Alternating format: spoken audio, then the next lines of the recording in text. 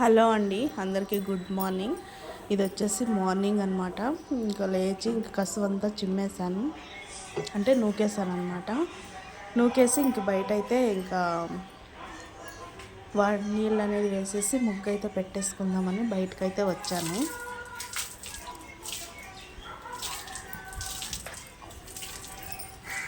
ఆ పక్షుల అరుపులు అలాగే ఆ దేవుడి పాటలు వింటూ ఉంటే మనసుకి చాలా ప్రశాంతంగా ఉంటుంది. అలాగే ఇప్పుడు ఎండాకాలం కాబట్టి నైట్ అంతా చాలా వేడిగా ఉంటుంది.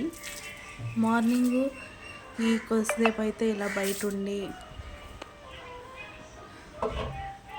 బయట పనులు చేసుకుంటూ ఆ దేవుడి పాటలు వింటూ తర్వాత ఆ పక్షుల అరుపులు వింటూ ఆ చల్లటి వాతావరణంలో మార్నింగు స్పెండ్ చేస్తూ ఉంటే చాలా హాయిగా అనిపిస్తుంది.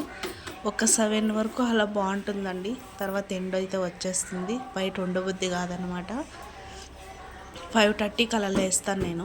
5:30 ఇంకా 6:30 6:40 వరకు అలా బయటే ఇంకా పని కోళ్ళు ఉన్నాయి కదా, కోళ్ళను వదులుకొని అలాగే షాప్కి వస్తూ ఉంటారు, షాపుకి చూసుకుంటూ బయట నీళ్ళు వేసుకుంటూ చెత్త నూక్కుంటూ ముగ్గు వేసుకుంటూ అలా బయట అయితే ఒక 1 అవర్ అయితే టైం అనేది స్పెండ్ చేస్తానన్నమాట ప్రతిరోజు కూడాను.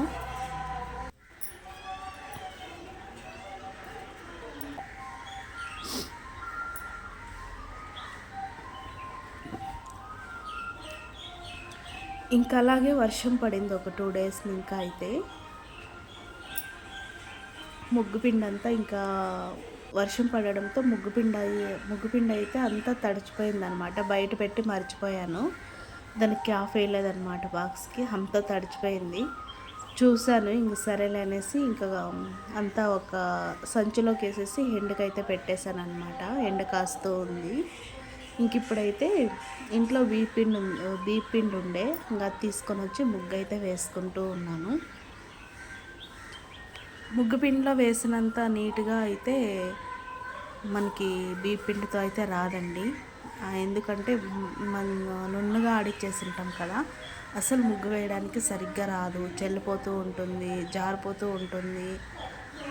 సరేలే ఈరోజు కొన్ని ఇంకా నీళ్ళు వేసిన తర్వాత కానీ ప్యాడ్ వేసి అలికిన తర్వాత కానీ ముగ్గు వేయకుండా ఉండకూడదు కదా, అందుకోసం అనేసి ఆ విధంగా సింపుల్గా వేసేసుకున్నాను. ఇప్పుడు ముగ్గుపిండి అయితే ఎండబెట్టేశాను. ఎండ కాసిన తర్వాత ఇంకొక బాక్స్లోకి వేసి లోపల అయితే పెట్టుకోవాలన్నమాట. ఈ విధంగా ముగ్గు అయితే వేసుకున్నాను. అలాగే కోడిపిల్లలు అయితే ఇంకా చిన్న పిల్లలు అన్నమాట. అవైతే ఇంకా కుక్కులు తర్వాత కాకులు ఉంటాయి కదండి, అవైతే ఇంకా తీసుకొని వెళ్ళడానికి మార్నింగ్ వస్తూ ఉంటాయి. మార్నింగ్ కొద్దిసేపు అయితే అబ్జర్వ్ చేయాలన్నమాట. ఎందుకంటే ఇక్కడిక్కడే ఉంటాయి, అంటే ఇంటి రోడ్డుకే ఉంటాయి కాబట్టి కొంచెం అబ్జర్వ్ చేసుకుంటూ ఉండాలి. మధ్యాహ్నం ఆ టైం అయిందనుకోండి ఆ చెట్లలోకి వెళ్ళిపోతాయి. ఇంకా 7 అయింది, ఇంక లోపలికైతే వచ్చేసానమాట. ఇంక లోపలైతే ఇంక బయట పని అంతా కంప్లీట్ అయిపోయిన తర్వాత లోపలికి వచ్చేసాను. లోపలికి వచ్చి చెత్తంతా నూకేసి ఇంకా బయట అంతా పడేసి ఇంకా కొద్దిగా 7కి 7:10కి అంతా పని కంప్లీట్ చేసుకొనేస్తాను. కసువు చుమ్ముకోవడము అలాగే టీ తాగడము ఇలాంటి పనులన్నీ, బయట ముగ్గేసుకోవడము, షాప్ చూసుకుంటూ ఈ పనులన్నీ కంప్లీట్ చేసుకుంటాను. 7:10 7:25 వంట అయితే చేస్తానన్నమాట. ఇంక 8:20 కల్లా ఇంకా మా ఆయన పనికి వెళ్ళిపోతాడు కాబట్టి 7:20 కల్లా మొదలు పెట్టారంటే ఒక 1/2 అవర్లో వంట అనేది అయిపోతూ ఉంటుంది. ఇప్పుడు పిల్లలకి వచ్చేసి హాలిడేస్ కాబట్టి కొంచెం రెస్ట్గా ఉంది, లేకపోతే అస్సలు ఇంకా తీరిక అనేది ఉండదన్నమాట. కొంచెం లేట్గా అయినా పనిలో కంప్లీట్ చేసుకోగలము, లేకపోతే ఇంకా అర్లీగా లేవాలి, తర్వాత పిల్లల్ని రెడీ చేయాలి, పిల్లలకి లంచ్ బాక్సులకి రెడీ చేయాలి, టిఫన్, ఇవన్నీ మామూలు విషయం కాదు కదా. ఇంకొక 10 డేస్ అలా ఉంది స్కూల్ ఓపెన్ అయితే, ఇంకా మామూలే, ఇంకా యథా ప్రకారమే. ఇంకా లోపల కూడా కసు చిమ్మేసుకున్నాను, ఇంకా బయట పని కూడా కంప్లీట్ అయిపోయింది. ఇప్పుడైతే టీ అయితే పెట్టుకుంటూ ఉన్నాను అనమాట. టీ అని పెట్టుకున్నాను, కాకపోతే టీ పొడి అయిపోయింది. ఇంక నేనైతే సన్ రైజ్ అయితే కలుపుకొని తాగేస్తాను అనమాట. ఈరోజు అస్సలు తాగబుద్ధి కాలేదు. ఇంక టీ అలవాటు అయిపోయింది కాబట్టి కాఫీ తాగబుద్ధి కాలేదనమాట. ఇంక పాలైతే కాగేసాయి, ఇంకా చక్కెర అయితే వేసేసుకున్నాను.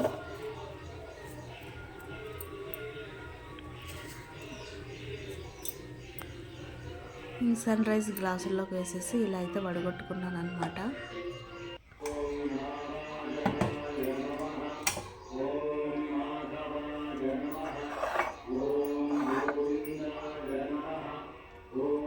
టీ అలవాటు అయిన తర్వాత కాఫీ అస్సలు తాగబుద్ధి కాదు, కాఫీ అలవాటు అయిన తర్వాత టీ తాగబుద్ధి కాదు.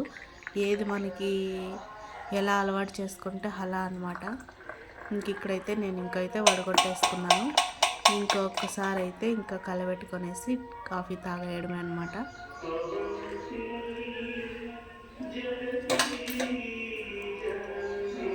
అలా తీసుకొని వచ్చి బయట కొద్దిసేపు అయితే టీ తాగకుండా ఒక 10 మినిట్స్ అలా కూర్చుంటాను.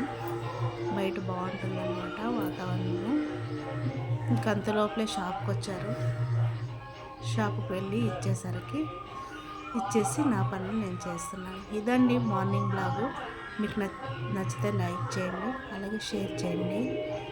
మంచి మంచి వీడియోకి అయితే తప్పకుండా సబ్స్క్రైబ్ చేసుకోండి. అలాగే నా ఛానల్ని సపోర్ట్ చేయండి. మంచి మంచి వీడియోస్తో మీ ముందుకైతే వస్తూ ఉంటాను. Okay friends, bye. రేపటి వీడియోతో మళ్ళీ కలుస్తాను.